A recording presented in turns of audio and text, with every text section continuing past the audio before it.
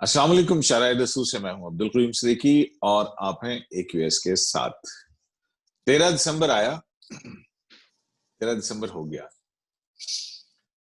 कुछ ज्यादा लंबी चौड़ी तो तौजीह करने की जरूरत नहीं है। आर हुआ या पार हुआ? बजाज साहब क्या हुआ? जी आपको पता सैयद, है ना मैं तो कि मौजूद। हम्माद साहब जो हैं वो, आप भी नहीं गए, मैं इस्लामाबाद में हूँ, तो हम्माद साहब जो हैं वो जलसे में मौजूद थे। उन्हीं से बात शुरू करनी चाहिए, क्योंकि वो तो किस्सा जमीन बरसरे जमीन थे ना। हाँ, तो ये हम्माद साहब जो हैं, जी इनसे गुजारिश करते हैं कि ये आंखों देखा हाल जरा हमें बताएं। 4,000 लोग थे, 5,000 लोग थे, कितने थे, कितने आदमी थे? हाँ, मैंने शहर का जायजा लिया जी। पहले तो मुख्तलिफ रस्तों से होते हुए दाएं बाएं फिरते हुए जलसागाह की तरफ हम गए ताकि जरा शहर का अंदाजा हो सके, और फिर हाँ, अंदाजा हुआ। यानी टुकड़ियां, टोलियां, छोटे छोटे से जुलूस, ये हमने सारा तमाशा देखा। चारों तरफ जलसागाह के चारों तरफ ये सूरत हाल थी। और उसमें दिलचस्प प्रेजेंस जो थी वो पीपल्स पार्टी की थी। यानी नून लीग तो है ही, उनका तो शहर है वो तो। कब से उनका शहर, 30 साल से तो है कम से कम, और आखिरी जी, इलेक्शन तक है वो। जैसे भी इलेक्शन हुए उन्हीं का शहर है, तो वो तो थे ही। लेकिन पीपल्स पार्टी ने जैसे जरा एक थोड़ी एक्स्ट्रा एफर्ट करके आप अपनी प्रेजेंस शो करते हैं ना, इस तरह वो अच्छे खासे उनकी प्रेजेंस थी। और वो लोग इकट्ठे थे, मुख्तलिफ टुकड़ियां टोलियां उनकी। और बिलावल साहब के साथ वो फिर गए भी, मैंने भी देखा वहां पर। मैं भी गया वहां पर, अयाज सादिक साहब के घर मैंने देखा। तो एक प्रेजेंस ही थी।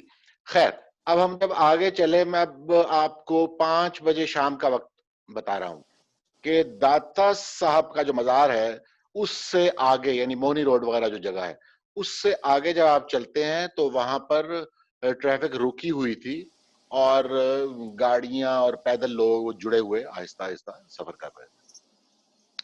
फिर उसके बाद जब हम फ्लाईओवर पे मैं चला गया, तो फ्लाईओवर का चक्कर खाने के शौक में मैं वहां फंस गया, क्योंकि वो दोनों तरफ से ट्रैफिक उसकी बहुत ज्यादा थी और लोग आ जा रहे थे। तो ऊपर से जब मैंने वहीं से फ्लाईओवर से देखा, तो जलसागाह जो थी वो तकरीबन भरी हुई थी, और नीचे भी बहुत लोग थे। अब आप नंबर्स वाला का जो खेल है ना, ये तो सियासी लोग खेलते हैं, और पार्टिजन्स जो होते हैं वो जरा उनकी कोशिश होती है घटा के बताते हैं जो दुश्मन होते हैं, और जो मोहब्बत करने वाले होते हैं वो बढ़ा चढ़ा के बताते हैं।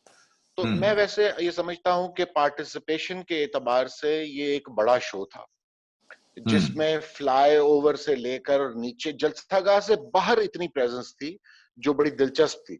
मैं फिर खैर अंदर भी गया, गेट नंबर 5 से मैं अंदर चला गया और मैंने देखा, तो जलसागाह में बेशुमार लोग थे जी। जैसे यानी इतने बड़े एफर्ट के बाद होने चाहिए थे, वो वहां पर लोग मौजूद थे। और वो यानी कामयाब जलसे की जैसे खुशी होती है वो ठंड स्टेज पर भी कितनी थी थी और लाहौर में? आवाम में भी ठंड मौजूद। लाहौर में कितनी थी? वो फिर अगला मरला, मैं तेरह आपको वही बताता हूँ। तेरह तेरह तेरह की करीब मुकाबले। 13-12 तो थी, लेकिन वजह साहब वो वहां पर रात को, यानी आप ये समझिए कि फील आहिस्ता फील ज्यादा आहिस्ता होती। 8, जी जी फील 8, फील साढ़े फील आठ ज्यादा 9 बजे होती। वो खुली जगह और ठंडी हाँ, जमीन, उसके अंदर से ना वो ठंड चढ़। और फिर रात को 8:30-9 बजे के करीब तो बड़ी तेज वहां यह पस्ता हवाएं चलनी शुरू हो गई। यानी मियाँ साहब की तकरीर के दौरान अच्छा यानी बैठना बहुत मुश्किल था। और हमारे भी करीब कुछ साथियों ने आग जला ली थोड़ी सी, तो हम भी वहां बैठकर हमने जरा गुजारा कर लिया। अच्छा, लेकिन अब इसके बहुत से पहलू हैं, हम उसकी तफसीलात में अगर आप कहें तो मैं जाता हूं, वरना आप एक दो बातें अगर मैं कर लूं उसमें। मसलन मैं आपको ये बताना चाहूंगा कि मियाँ साहब की तकरीर का टाइम ऐसा था जबकि लोग जो थे वो रुखसत होना शुरू हो गए। जो प्राइम तकरीर थी उस वक्त लोग, सर्दी भी बहुत थी, और फिर वो आखिरी तकरीर उस वक्त वहां बैठना बड़ा दुश्वार था। तो उसकी टाइमिंग मैं नहीं मुझे नहीं मालूम क्यों ये आखिरी उन्होंने रखी। शायद मुझे किसी ने कहा भी कि फजल रहमान साहब ने कहा कि अगर आपकी तकरीर पहले हो जाती है तो फिर जलसा चला जाता है, खासतौर पे लाहौर में ऐसा होगा। तो हम लोग पहले, तो मियाँ साहब ने फैयाजी से वो उनको इजाजत दी। अब मुझे नहीं, मैं कंफर्म नहीं कर सकता, लेकिन मुझ तक ये बात पहुंची। بہرحال آخر میں یہ ہوا. دوسری بات میں ایک اور میں نے جو محسوس کی وہ یہ تھی کہ جلسہ گاہ میں جیسے لوگ یوں سمٹ کر بیٹھے ہوتے ہیں سب, وہ کیفیت نہیں تھی. یہ میلے کا سا جیسے سما ہوتا ہے نا, لوگ آ رہے ہیں جا رہے ہیں, بے شمار اندر چیزیں بک رہی ہیں, وہ بھی کھائی جا رہی ہیں ساتھ ساتھ. تو ایک پارٹیسپیشن کا جس میں بہت زیادہ عنصر تھا. اور جب میں باہر فلائی اوورز وغیرہ پہ میں نے جس طرح لوگوں کو دیکھا, اس سے مجھے لگا جیسے جب آپ چیلنج دیتے ہیں نا اپنے سیاسی مخالفین کو, تو وہ جیسے غصے میں آتے ہیں, اس طرح میں نے لاہور کے لوگوں کو وہاں پر جاتے ہوئے دیکھا. یہ میرا مختصر ایک, اب آپ کو اگر اچھا, سوال کریں گے تو یہ تو وہ اجمالی جائزہ ہو گیا. وجاہت صاحب, یہ آنکھوں دیکھا حال تو آ گیا. ظاہر ہے حکومت کہہ رہی ہے کہ ایک فلاپ شو تھا, پی ڈی ایم والے کہہ رہے ہیں کہ نہیں جی ہم نے ایک تاریخی جلسہ کیا ہے. اس جلسے کی پولیٹیکل افادیت آپ کو کیا نظر آئی ہے؟ اور دوسرا مجھے یہ بتائیے کہ اس جلسے کے اندر ہونے والی تقریروں میں کون سی تقریر آپ کو اور کیوں پسند آئی, اور اس جلسے کے ذریعے پیغام کیا گیا ہے؟ حسن سرتا پا تمنا, عشق سرتا پا نیاز, اس کا اندازہ نیاز و ناز سے ہوتا نہیں. میرے بھائی یہ جو تعداد, جگہ, ٹھنڈ, وقت وغیرہ, یہ فروئی باتیں رہ جاتی ہیں. تاریخ کا دھارا بے نیاز ہو جاتا ہے کہ جب وہ آگے چلتے ہیں. اور محترمہ بینظیر بھٹو جب 10 اپریل کو تشریف لائی تھی لاہور 1986 میں, تو اس وقت کوئی ٹھنڈی ہوا نہیں چل رہی تھی, اچھی خاصی گرمی ہوتی تھی. اپریل تھی جی. ہاں جی بالکل. جو مجھے بہت اہم بات معلوم ہوئی وہ میں آپ سے عرض کیے دیتا ہوں. میں نے کنسنٹریٹ کیا, میں ہجوم کا آدمی نہیں, میں ہجوم کو پڑھ نہیں سکتا جیسے حماد بھائی, تو he can read it like the back of his hand or a palm if you like. لیکن میں تقریریں سن رہا تھا, بہت غور سے نوٹس لے رہا تھا. ایک تو یہ کہ پی ڈی ایم میں جو ایڈیالوجیکل کنسپچول سینرجی ہے وہ انٹیکٹ تھی, وہ کہیں نہیں گئی. اور جلسہ گاہوں کا مرحلہ پی ڈی ایم کی تحریک کا آج اختتام پذیر ہو گیا. اب اس سے آگے جلسے نہیں ہوں گے, اب اس سے آگے معاملات سڑکوں پہ ہوں گے, استعفوں پہ ہوں گے, لانگ مارچ ہوں گے, دھرنے ہوں گے. وہ زیادہ کائنیٹک معاملہ ہوتا ہے, زیادہ جس میں کہنا چاہیے کہ ذرا مسل فلیکسنگ ہوتی ہے. تقریر کا تو آپ مجھ سے پوچھ لیجیے, تقریریں سب کی بہت اچھی تھی. مولانا فضل بہت اچھا بول رہے, اور ان سے یعنی زبان و بیان کے زیر و بم پہ ان سے زیادہ عبور کسے ہوگا. اختر نینگل بہت اچھا بول رہے. Bilawal Bhutto was brief, was very eloquent. Maryam Nawaz تھوڑی سی اوور آرٹ تھی. ایک تو یہ کہ اس کی ساری جو آرگنائزیشن تھی وہ ان کے کندھوں پہ تھی. حمزہ جیل میں با موجود نہیں ہے, اور مریم کو اس شو کو شی واز دی ہوسٹ. تو جب وہ تقریر کرنے آئی تو وہ تقریر کے لیے تیار نہیں تھی, تو وہ ذرا خوش کر رہی تھی, ذرا تھوڑا سا مجلس جما رہی تھی. اور انہیں یہ بھی معلوم تھا کہ بات تو ابا نے کرنا ہے. میاں نواز شریف صاحب نے وہ ایسے میں نے ذرا بے تکلفی میں کہہ دیا کہ ظاہر کہ ان کے والد ہے, بھائی ان کے والد نے بات کرنا تھی, انہیں معلوم تھا کہ انہوں نے کیا کہنا ہے. تقریر تو بھائی میاں نواز شریف کی تھی. It was a study in exposition of your political position. The way that Mian Nawaz Sharif کوئی اردو زبان و بیان کے نہ ماہر ہے, نہ انہیں کبھی کوئی بہت بڑا خطیب سمجھا گیا ہے. اچھا وجہ صاحب, سوری ٹو کٹ یو, میں نے جو نوٹ کیا وہ یہ تھا کہ پہلے سپیکر سے لے کے آخری سپیکر میاں نواز شریف تک ایک لائن تھی, اور وہ اینٹی اسٹیبلشمنٹ لائن تھی, اور تمام چیزوں کا ذمہ دار وہ ان کو قرار دے رہے تھے. اور وہ یہی کہہ رہے تھے کہ اگر پرائم منسٹر کو چھلانگیں وزیر اعظم ہاؤس کی جو ہے وہ کر کے گرفتار کیا جائے تو کیا میں شکایت محکمہ اوقاف کو لگاؤں کیا؟ اور اسی طرح سے انہوں نے باقی کہا کہ کیا اوقاف کا، اگر یہ صحت ایسا کا، ہو، زراعت کا، ہاں سب کا نام لیا، سب محکمے کی نوا دیے جو نہیں ذمہ دار۔ جی جی جی بسم اللہ۔ میرے خیال میں یہی وہ بات تھی جو میں نے عرض کی تھی نا کہ سینرجی تھی، یعنی پی ڈی ایم پولیٹیکلی مجھے ایک پیج پہ اور بہت قابل تحسین اتفاق کی صورت میں نظر آئی۔ بالکل آپ نے درست فرما رہے ہیں۔ میں اسی بات کو تھوڑا سا دو میاں صاحب کی فکریں ذرا تقریر جو کہ جس کو وجاہت صاحب کہہ رہے ہیں کہ وہ دیٹ واز دی کلائمیکس اور the actual message of from the P D M platform, اس وقت تو لوگ جانا شروع ہو گئے تھے۔ لیکن وہ تو جیسے وجاہت صاحب نے کہا، وہ میاں صاحب وہاں پر موجود کچھ ہزار لوگوں کے لیے تقریر تو نہیں کر رہے تھے، وہ تو ایک اپنی پوزیشن اپنا جو پہلے بھی وہ کر چکے ہیں، آج انہوں نے زیادہ وضاحت سے اپنا نقطہ نظر بتایا، اور وہ ایک پاکستان کے جو امراض اس ملک کو لاحق ہیں کئی دہائیوں سے، وہ اس کا جو ان کا تجربہ ذاتی بھی ہے، وہ اس کی روشنی میں بات کر رہے تھے۔ انہوں نے بات اور کھولی ہے آج، مثلا آج انہوں نے یہ فکرہ بھی کہا کہ یہ جو فوج آپ کی لوگوں سے لڑتی تھوڑی ہے، لوگوں سے لڑائی تھوڑی کرتی ہے اپنے ہی لوگوں سے، یعنی اور پھر بار بار انہوں نے کہا ہاں، اور وہ انہوں نے یہ بھی بڑی وضاحت سے کہا کہ میں کیوں نام لیتا ہوں کسی ایک کچھ جنرلز کا یا کچھ لوگوں کا، اس لیے کہ ادارے سے میں امتیاز کرنا چاہتا ہوں، ادارہ تو ہمارا محسن ہے، یہ ادارہ تو ہماری یعنی حفاظت کا ضامن ہے، تو اس کو تو ہم تنقید نہیں کر سکتے۔ انہوں نے پھر اس کی اور وضاحت کی کہ جو سینکڑوں میل دور بیٹھا ہوا مورچوں پہ آدمی ہے وہ تو ہمارا محسن ہے، لیکن اس سے سینکڑوں میل دور جو لوگ ڈوریاں ہلاتے ہیں اور کوئی میڈیا کنٹرول کر رہا ہے، کوئی پارلیمنٹ کنٹرول کر رہا ہے، تو یہ آئین کی دھجیاں اڑا رہے ہیں جو لوگ، ہم تو صرف ان سے شکایت کرتے ہیں اور ہم ان کے خلاف ہیں۔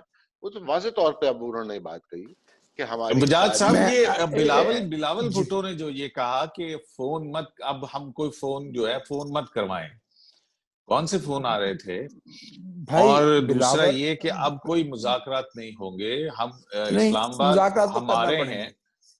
ہاں میں آپ سے عرض کروں مذاکرات تو کرنا پڑیں گے، نہیں انہوں نے کہا کہ جی اب مذاکرات جو ہیں آپ سے ہوں گے سلیکٹر کے جانے کے بعد۔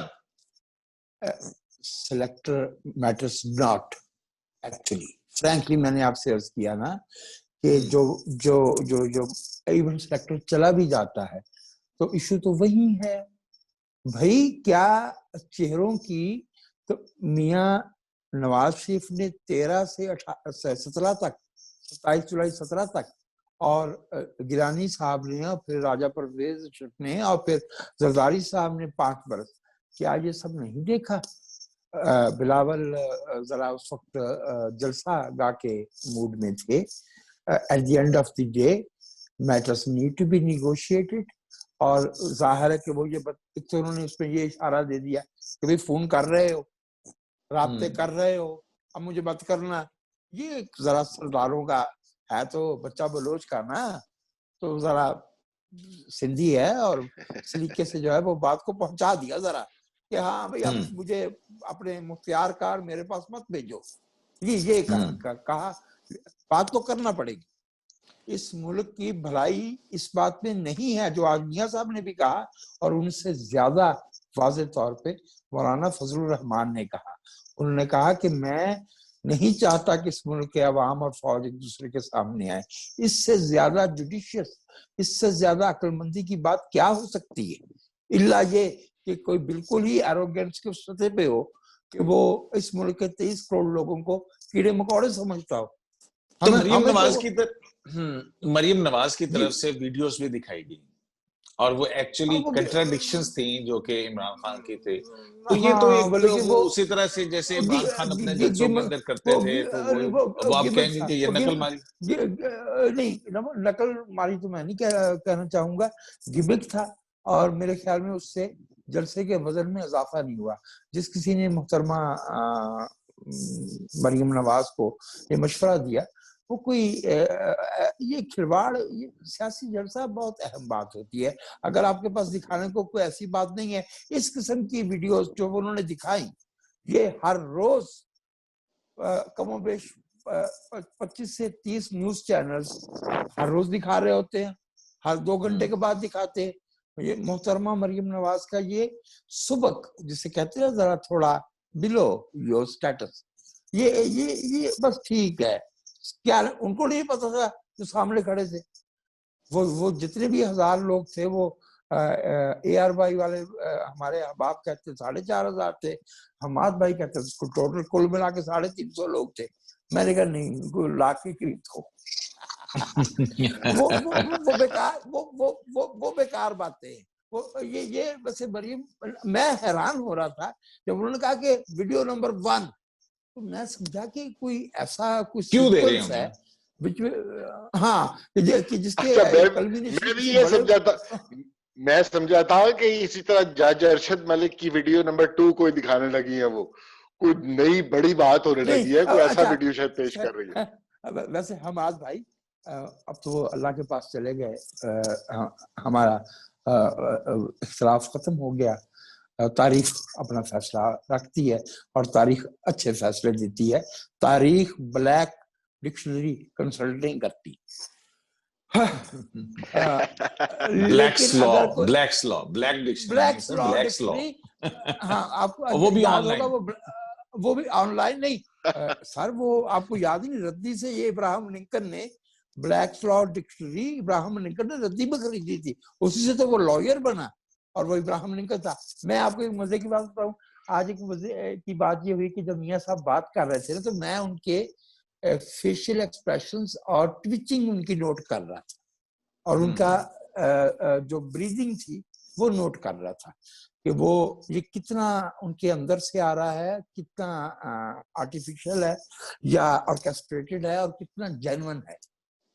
ابراہم لنکن کے بارے میں ایک بات کہی جاتی ہے کہ جب وہ اپنی غلامی کے بارے میں کے خلاف بات کرتے ہوئے اپنی ایلوکینس کی، اپنی بلاغت کی انتہا کو پہنچتا تھا تو کمرے میں جلتی ہوئی گیس کی آواز بھی سنائی دیتی تھی.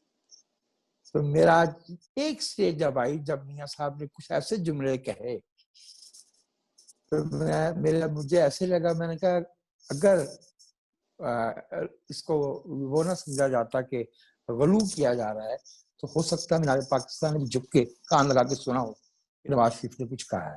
کیونکہ میں آپ سے ایک بات عرض کروں، یہ ملک دو راہے پہ کھڑا ہے. عبدالقیوم صدیقی، جس 40 سال کا تجربہ ہے میاں نواز شریف کا، بھٹو صاحب کا 20 برس کا تھا. ہم 20 برس کے تجربے کا ویکیوم آج تک پورا نہیں کر پائے. محترمہ بینظیر بھٹو کا لاس ہم آج تک کور نہیں کر پائے.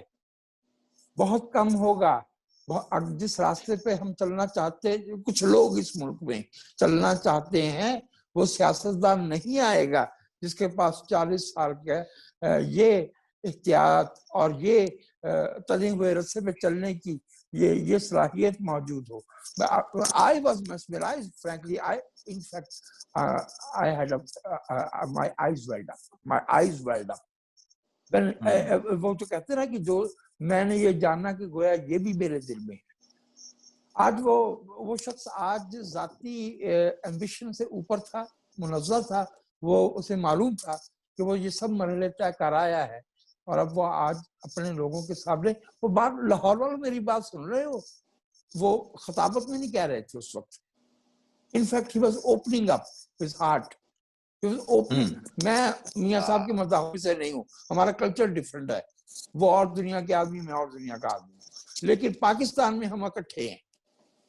پاکستان میں تو بھائی پھر ہمارا اور بھٹو صاحب کا یا بینظیر بھٹو کا کلچر کہا ملتا تھا، غریب لوگ ہیں، وہ وڈیرے تھے. نہیں، پاکستان میں اچھا جی وجاہت صاحب، ہاں جی میں یہ کہہ رہا تھا وجاہت صاحب نے ایسا منظر کشی کی ہے کہ سما باندھ دیا ہے، اور میں بھی، میرے بھی یہی لگ بھگ جذبات تھے، لیکن انہوں نے بہت اچھا پیرایا اسے دیا. اچھا جی، یہ تو کر رہے ہیں. اب دیکھیں سنجیدہ مزاج لوگ یہ تمام صورتحال کی سنجیدگی سے اچھی طرح آگاہ ہیں، اور انہیں معلوم ہے کہ یہ سارا کھیل کس طرف بڑھ رہا ہے، جس کا انجام کیا ہو سکتا ہے. لہٰذا ان کی بھی آواز میں آپ دیکھتے ہیں نا کہ یہ کس قدر سنجیدگی ہے اور فکر مندی ہے. دوسری طرف آپ دیکھیے کہ آج اس کا ریئیکشن کیا ہوا اس ساری بات کا. اس کو کاؤنٹر کرنے کے لیے وہ لوگ تو صبح سے حکومت کے جو اسپوکسمین کا جتھا ہے وہ تو اپنا لگا رہا کام کرنے, لیکن میں دیکھ رہا انٹرسٹنگ تھا باتیں پرائم صرف منسٹر دو کا جو وزیر اعظم ریئیکشن صاحب کی تھا, طرف سے. جی میں وہی میں آپ سے عرض کر رہا تھا کہ کہ مجھے بلیک انہوں میل کرنے کی نے کوشش تھی اپنے اور میں این آر او نہیں دوں گا. میں سب سے دلچسپ بات ان کی اپنے کتوں کے ساتھ جو تصویریں تھیں وہ آج ہم نے دیکھی کہ اس کو پروپیگیٹ کیا جا رہا تھا. یعنی پیغام کیا دیا جا رہا تھا کہ یہ خدا جانے کون لوگ کیا لگے ہوئے ہیں, ہم تو بالکل بے نیاز ہیں اس سے اور چل کر رہے ہیں, یعنی یہ میسج دے رہے تھے. دوسری طرف جس طرح آپ نے کہا این آر او نہیں دوں گا, این آر او نہیں دوں گا, وہی ایک انہوں نے اسی گردان کا اگلا سبق انہوں نے سنایا. یعنی اس ساری بات سے مجھے تو یہ لگتا ہے کہ جس سنجیدگی کا متقاضی ہے یہ صورتحال, جس سنجیدگی کا تقاضا کر رہی ہے ہم سے, وہ ہمیں نظر نہیں آ رہی. اور ایک طرف جو ہے وہ تو بالکل خاموشی ہے اس کے اوپر. یعنی اور جو لوگ ہیں جن کے نام آج گنوائے تھے میاں صاحب نے, محکمہ زراعت, محکمہ اوقاف, یہ سارے محکمے تو خاموش ہے. یہ نہیں, آج محکمے تو انہوں نے خاموش ہیں. وابڈا کا بھی, انہوں نے وابڈا کو کہ جی اگر کوئی آئین شکنی کرے تو کیا شکایت میں وابڈا کو لگاؤں. میں سوچتا ہی رہا کہ کہیں میرے ابتدائی محکمے فیملی پلاننگ کا بھی ذکر کرے, میں نے نوکری وہاں سے شروع کی تھی.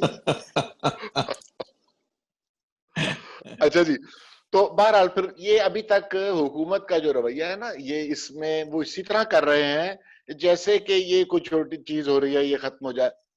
حالانکہ یہ آہستہ آہستہ بڑھتے بڑھتے لوگ دیوار سے جو لگے ہوئے تھے وہ اب مجھے یہ نظر آ رہا ہے, آپ دیکھیں گے میں کوئی وہ نجومی تو نہیں نا, تو فال نکالنے والے جیسے اینالسٹ ہوتے ہیں, لیکن مجھے نظر آ رہا ہے کہ یہ لانگ مارچ کی طرف جا رہا ہے معاملہ. یس, لانگ مارچ کو تو اناؤنس کر دیا انہوں نے کہ فیبری کے یا جنوری کے آخر یا فیبری. جی جو بڑے عرصے سے کیا ہوا انہوں نے. لیکن آپ دیکھیے نا کہ جب آپ بند گلی میں, بار بار یہ فریز بھی آج کل استعمال ہو رہا ہے, بس جب آپ اس طرح پھنس جاتے ہیں نا تو آپ کے پاس راستہ کوئی نہیں رہتا. اب ان کے پاس بھی لانگ مارچ کے علاوہ کوئی چارہ نہیں رہا. وجاہت صاحب فیبری اور جنوری کے آخر, جنوری کا آخری ہفتہ ہے, اور سینٹ الیکشن سے پہلے کس قسم کا منظرنامہ آپ فورسی کر رہے ہیں, کیا ہوگا؟ جو کچھ تب ہونا ہے جس کی طرف آپ اشارہ فرما رہے ہیں اسے دراصل 13 دسمبر سے لے کے جنوری کے 15-20 تاریخ تک ہو جانا چاہیے. ایک بڑی بدقسمتی ہے عبدالقیوم صدیقی, ہم سب کی باثیت قوم کے, کہ ہم نے اس ملک میں ایک قابل احترام منصب یا فرد باقی نہیں رہنے دیا. ہم سب نے ایک دوسرے کے بالوں میں جتنی مٹی ڈال سکتے تھے, جتنی توہین کر سکتے تھے کی ہے. نہ کوئی آرمی چیف چھوڑا, نہ کوئی چیف جسٹس چھوڑا, نہ کوئی اسپیکر اسمبلی کا چھوڑا. کہاں سے لے کے آئے ہم کہ سہروردی اور نواب رضا نصر اللہ اور مفتی محمود اور ذوالفقار علی بھٹو کہاں سے لے کے اب آئے؟ جو لوگ تھے ہم نے رہنے نہیں دیے اور ہم نے ان کو گالیاں بنا دیا. تو میں آپ سے عرض کروں کہ جو کچھ ہونا ہے, اگر بات لانگ مارچ تک جائے گی تو پھر وہ ہوگا جس کو کہتے ہیں لائن کٹ گئی. کیونکہ میں جو بدقسمتی میں رپورٹ کر رہا ہوں, I'm sad to report that I see at one hand a lot of arrogance, at another hand a plea to please listen to the voices of reason. میں آپ کو یاد دلا دوں بریفلی, فروری 1971 کے آخری ہفتے میں صاحبزادہ یعقوب علی خان صاحب پنڈی تشریف لائے تھے, ٹھیک ہے, اور وہ یہاں سے جب واپس گئے تو انہوں نے 2 مارچ بلکہ 3 مارچ کو 2 مارچ کی رات استعفیٰ ہی اس لیے دیا کہ انہوں نے پنڈلی کے میس میں جو ایروگنس دیکھی. جملہ انہوں نے جا کے وہاں کوٹ کیا کہ ایک کمپنی سیدھا کر دے گی. ایک طرف اتنی ایروگنس ہے اور ایک طرف یہ پلی کی جا رہی ہے کہ kindly listen to the voices of sanity, kindly let sanity prevail. تو یہ اتنا بڑا خلا ہے, یہ اتنی بڑی خلیج ہے, یہ اتنی بڑی گلف ہے کہ ایک طرف دیکھیے مطالبہ کیا ہے. عوام یہ جو سڑکوں پہ ہیں, لوگوں کو سمجھ آ رہی ہے کہ ٹماٹر اور آلو کے بھاؤ میں اور 18ویں ترمیم میں رشتہ کیا ہے. یہ کارنامہ ہے نواز شریف کا کہ لوگوں کو سمجھا دیا ہے لوگوں تک یہ بات پہنچ گئی ہے، میں اور آپ نہیں کر سکتے تھے یہ کام، انہوں نے کر دیا۔ ایک طرف یہ مطالبہ ہے کہ 18ویں کے عوام کی حکومت ہونی چاہیے تاکہ جو وسائل ہیں ان کی تقسیم پہ عوام کا وہ اختیار ہو جس پہ ان کے بھلے کی کوئی گنجائش نکلے۔ اور دوسری بلکہ میں طرف وہ جو ہے وہ جو فکرہ انہوں نے کہا وہ میں نوٹ کیا ہوا کہ ہائی جیک جمہوریت میں عوام کا کوئی مستقبل نہیں ہوتا ہی نہیں ہے۔ ایگزیکٹلی مجھے یہ جملہ بھول گیا تھا لیکن آپ نے یاد رہا مناسب۔ دوسری طرف ایمبیشن یہ ہے کہ چھوڑو جی یہ کیا اسمبلیاں ہوتی ہیں، 18ویں آئینی قانون ختم کرواؤ، صدارتی نظام، اور صدارتی نظام کے ساتھ اسلامی کی پخ بھی لگائی جا رہی ہے۔ میں نے سنا ہے ایک دو جگہ پہ، اگرچہ مجھے ٹھیک سے معلوم نہیں ہے کہ صدارتی نظام کب سے اسلامی ہو گیا اور پارلیمانی نظام نے کون سی بدعت کر دی ہے یا کون سا جو ہے تو کیا معاملات ہیں۔ anyway، اچھا حماد صاحب جان ایلیا کی بھی کل سالگرہ، صدارتی نظام پہ آج جان ایلیا کی سالگرہ بھی ہے۔ ان کی اس ساری برسی ہاں سوری کل ہے، ہاں کل 14 کو ہے، 14 ہو ہی گئی نا، ہم 1 بجے بات کر رہے ہیں، 1 گھنٹہ ہو گیا برسی کو یا برسی شروع ہو گئی۔ تو یہ اگلا سیناریو ذرا جان ایلیا کی زبانی سنا دیں تھوڑا سا، آپ کیسے دیکھ رہے ہیں یہ والا جو لانگ مارچ تک کا، لانگ مارچ کے بعد کا وقت؟ حماد بھائی سے پوچھ رہا ہوں کہ حماد صاحب لانگ مارچ کے بعد آپ کیا دیکھ رہے ہیں؟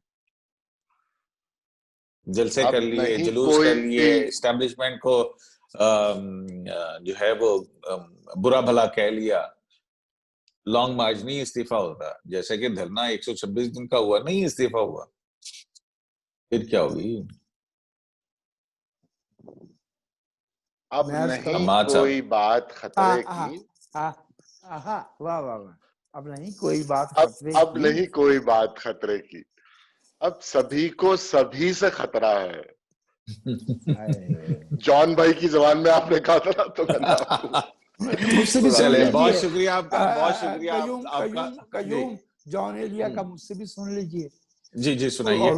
اور اسی کی توسیع ہے جو حماد بھائی نے کہا، شہر دل میں عجب محلے تھے، شہر دل میں عجب محلے تھے، ان میں اکثر نہیں رہے آباد۔ واہ واہ واہ واہ، ان میں اکثر نہیں رہے آباد، سبحان اللہ۔ نہیں جی، اچھا آج جلسے کی جو ہائی لائٹ تھی، میں وہ یہ دیکھ رہا تھا کہ جب مولانا فضل الرحمان کا تعارف کروایا جاتا، میں آپ کو میں بڑی معذرت چاہتا ہوں، میں بہت معذرت چاہتا ہوں، میں نے آپ کو ٹوک دیا، مجھے ایک جان بھائی کا شعر یاد آ گیا تھا، میں سنانا چاہتا ہوں۔ آنے دے آج کے دن کے حوالے سے وہ جو نیکٹا اور یہ جو کچھ ہو رہا تھا تھریٹ الرٹس، آج کا دن بھی عیش سے گزرا، آج کا دن بھی آج کا دن بھی عیش سے گزرا، سر سے پا تک بدن سلامت ہے۔ واہ واہ، اجازت ضرور ضرور۔ شعر تو بہت عمدہ ہے، لیکن چونکہ جان ایلیا رعایت لے گئے اپنی برسی کی، ظہور نظر ہمارے بہاولپور والے، رات بھر چاروں طرف ایک چاپ سی آتی رہی، رات بھر چاروں طرف ایک چاپ سی آتی رہی، چاپ سی چلتی رہی، چاپ آتی رہی، چاپ چلتی نہیں، چاپ آتی ہے۔ علامہ اچھا کیا ہو گیا آپ کو سید؟ اچھا، جان لیوا خوف تھا لیکن ہوا کچھ بھی نہیں، ہوا کچھ بھی نہیں، جان لیوا لیکن خوف ہوا تھا کچھ بھی نہیں، ہوا کچھ بھی نہیں، ہوا کچھ بھی نہیں۔ چلیں جی، دیکھتے ہیں کہ یہ 13 دسمبر کا جلسہ جو ہے وہ حکومت کو ایک نئی روح پھونک کے گیا ہے، کیونکہ جیسے وہ دعوے کیے جا رہے ہیں کہ آر ہوا نہ پار ہوا، بلکہ انہوں نے کہا کہ پی ڈی ایم خوار ہوا۔ اب خوار کون ہوتا ہے؟ قیوم somebody is stooping too much. Stupid. چلیں جی، مجھے تو وہ جو ہائی لائٹ والی بات ہو رہی تھی نا حماد صاحب، جب مولانا فضل الرحمان کا تعارف کروایا جایا تھا، ان کے انوائٹ کیا جاتا تھا تقریر کے لیے، وہ سومرو صاحب ہیں، انہوں نے फैज का वो पढ़ा था और मौलाना फजलुर रहमान को कायदे इनकलाब कहा, और फिर वही एक शेर पढ़ा कि जब तख्त गिराए जाएंगे, जब ताज उछाले जाएंगे। देखते हैं जी, जमहूर की नफी करके क्या मुल्क आगे बढ़ सकता है, ये बहुत बड़ा सवाल है। शराय बहुत दस्तूर बड़ा से सवाल। अब्दुल करीम सिद्दीकी को एक्यूएस लाइव से इजाजत दीजिए। अल्लाह के बाद। थैंक यू, बहुत शुक्रिया।